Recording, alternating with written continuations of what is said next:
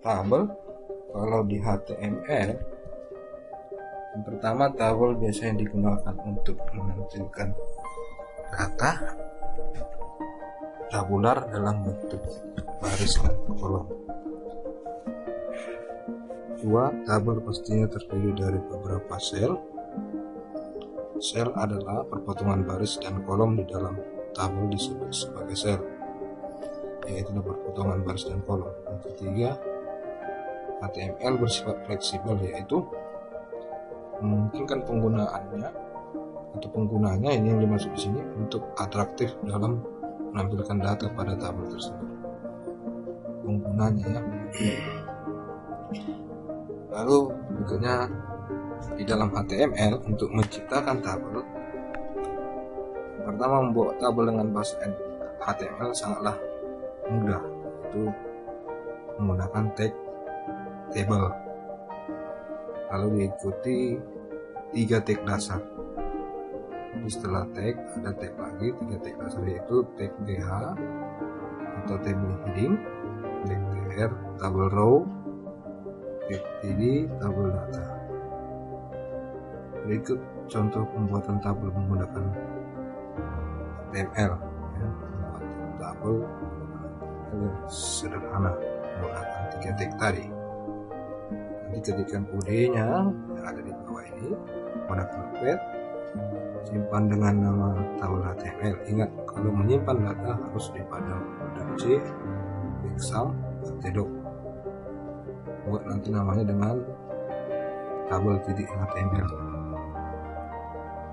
Setelah kamu ketik, kamu simpan, lalu jalankan menggunakan browser. Contoh pembuatan tabel HTML sederhana ini. Ini dari HTML, ini kamu ketik nanti.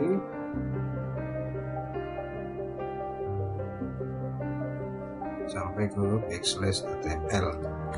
Nanti hasilnya kalau kamu jalankan ya akan seperti tampilan di sebelah kanan bawah.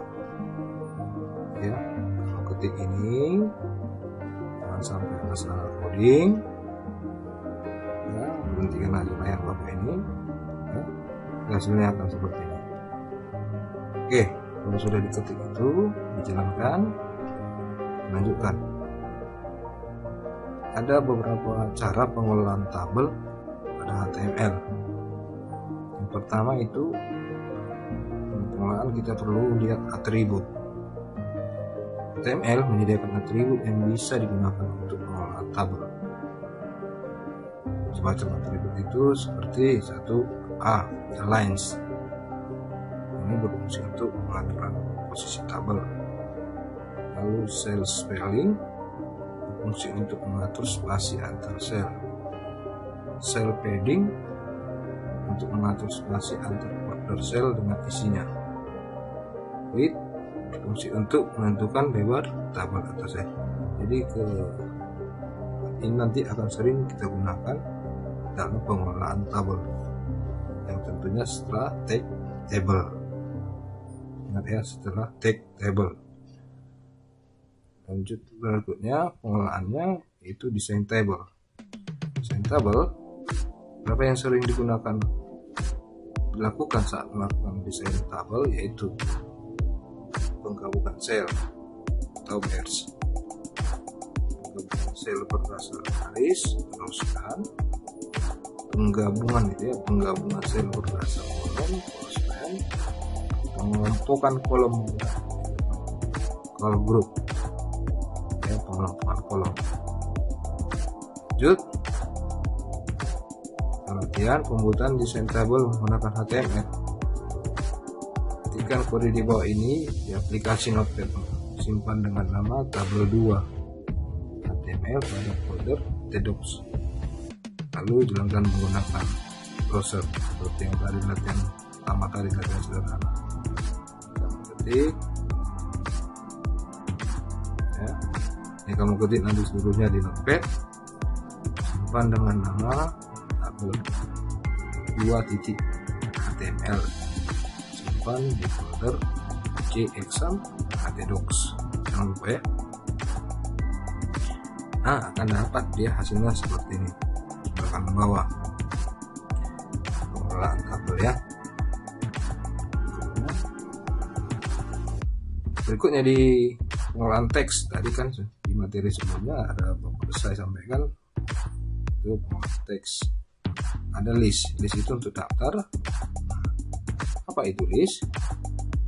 List merupakan bagian teks dalam dokumen yang terdiri dari daftar item pada suatu kelompok atau blok tertentu. Contoh, di dalam web restoran akan didapatkan list berupa daftar dari makanan dan minuman serta harganya. Misalnya list, jadi bukan tidak. List dapat juga berupa prosedur runtunan langkah dari suatu pekerjaan, yaitu langkah awal sampai langkah akhir listnya. Lalu list itu pada HTML menyediakan beberapa tag khusus yang dapat digunakan untuk menangani kasus pembuatan list dengan beraneka ragam bentuk, bahkan untuk daftar bersarang atau nested list. List pada HTML terdiri dari tiga tipe. Pertama, daftar terurut, ordered list. Yang kedua, daftar tidak terurut, unordered list. Yang ketiga, daftar definisi atau definition list. Di sini sudah saya sertakan apa arti dari ketiga tipe list tersebut. Silahkan dibaca. Yang berikutnya latihan. Ini latihan untuk penggunaan list. Ya, ketikkan kode di bawah ini di HTML, simpan dengan nama list.html di folder c exam.htdocs, simpan dc exam.htdocs. Jadi kamu ketikkan nanti ya. Tag komentar biasanya berguna untuk membuat sebagian isi web tidak tampil untuk sementara. Tag komentar sebagai pengingat atau catatan sangat berguna apabila ingin mencoba berbagai tampilan kode HTML yang akan dibuat tapi tidak ingin menghapus kode sebelumnya. Maka perlu perhatian khusus, meskipun komentar tidak ditampilkan pada web browser, namun seseorang masih dapat membaca komentar. Oleh karenanya, segala sesuatu yang bersifat rahasia jangan dijadikan komentar seperti password. Lalu untuk memuat komentar di HTML, kita menggunakan tag awalan pembuka seperti ini dan penutupnya. Agar lebih mudah, langsung saja kita mengetikkan atau menuliskan kode komentar, simpan nanti dengan nama komentar .html. Nah, ini dia kodenya. Ini yang harus kamu ketikkan di text editor Notepad. Nanti simpan dengan komentar .html. Ingat di htdoc simpannya ya. Lalu dari contoh itu, tag pembuka komentar adalah seperti yang tadi sudah saya sampaikan. Lalu tag penutup.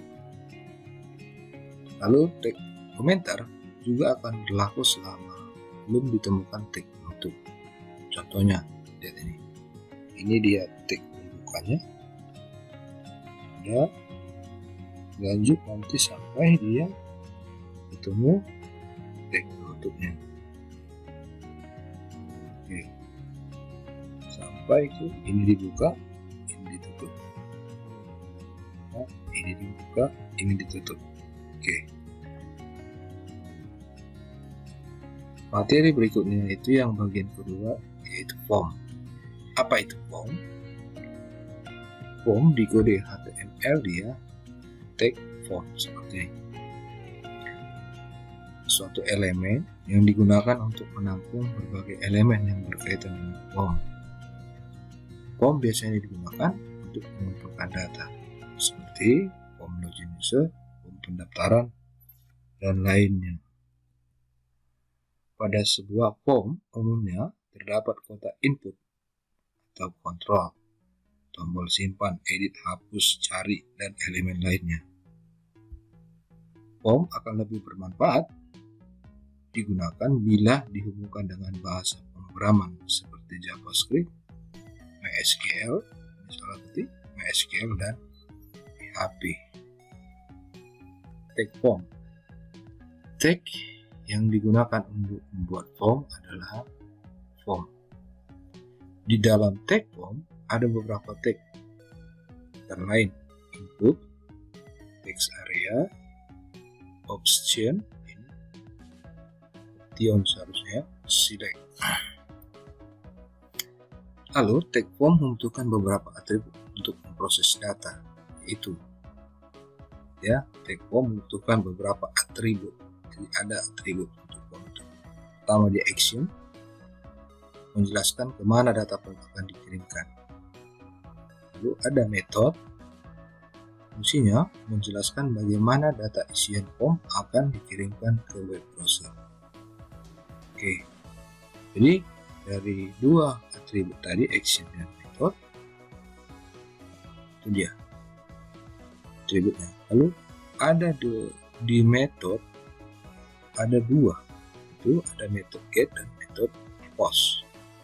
Nah, perbedaannya itu apabila mengisi atribut method dengan get, maka isian form akan terlihat pada URL browser. Metode get digunakan untuk query pencarian. Metode post digunakan untuk data yang lebih sensitif, seperti password atau registrasi user. Lanjut. Tag input. Yang namanya input pasti untuk masuk data ya. Tag yang paling banyak digunakan di dalam dan memiliki banyak bentuk, mulai dari teks isian teks biasa, teks password, checkbox, radio, sampai dengan tombol submit. Semuanya di dalam tag input.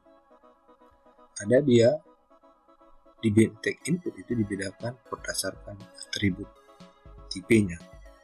Pertama, input type text, input type password, input type checkbox, input type radio, input type submit.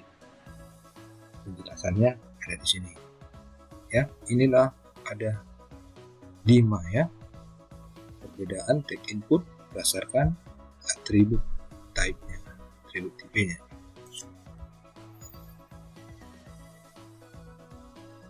Lalu ada dia text area.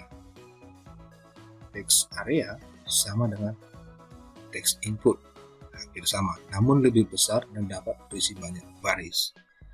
Panjang dan banyak baris untuk text area diatur melalui atribut rows dan columns atau melalui CSS. Contoh penggunaan text area sebagai berikut. Ini dia ya contohnya. Oke. Next, mengenal text select. Text select ini digunakan untuk inputan yang telah tersedia nilainya, dan user hanya dapat memilih dari nilai yang ada. Text select digunakan bersama-sama dengan text option untuk membuat box pilihan.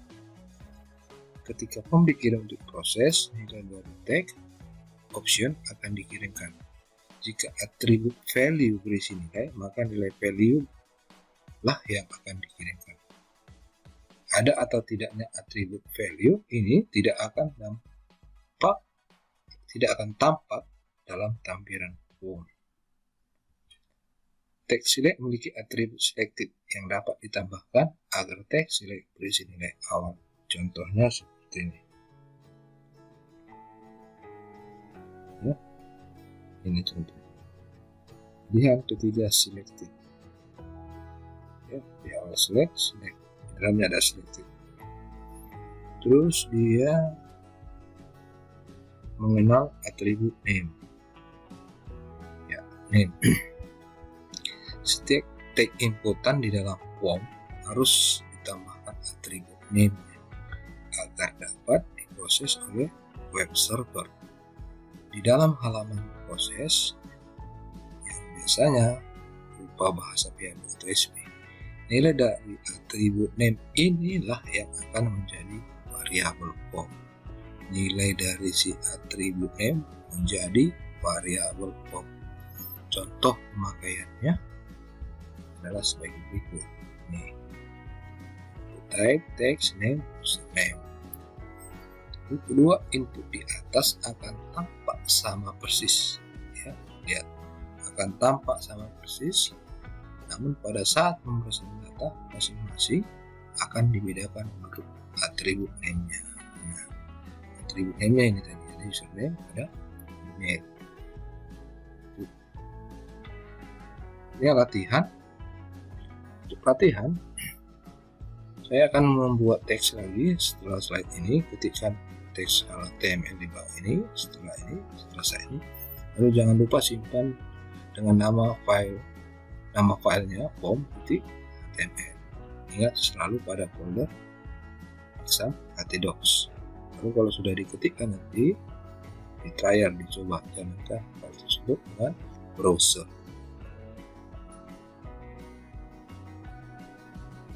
Nanti dia kamu ketikkan dia dari text editormu, jangan sampai ada salah ketik, ya, dari HTML sampai tutup /HTML. Ini kamu ketikkan, kamu modifikasi boleh, diedit juga boleh, tapi untuk pertama nanti kamu ketikkan dulu seutuhnya seperti ini, baru nanti coba-coba dimodifikasi.